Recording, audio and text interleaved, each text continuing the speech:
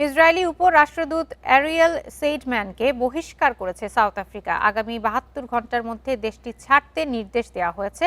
South আফ্রিকার পররাষ্ট্র মন্ত্রণালয় জানায়, অ্যারিয়েল সেইডম্যান কূটনৈতিক শিষ্টাচার ভঙ্গ করেছে, যা প্রিটোরিয়ার সার্বভৌমত্বের জন্য হুমকি হয়ে দাঁড়িয়েছে।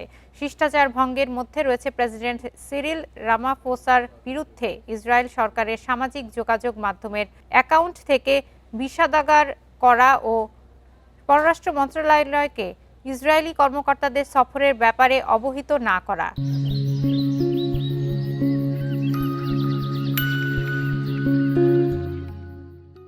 এ নিয়ে কোনো মন্তব্য করেনি সাউথ আফ্রিকার ইসরায়েলি দূতাবাস।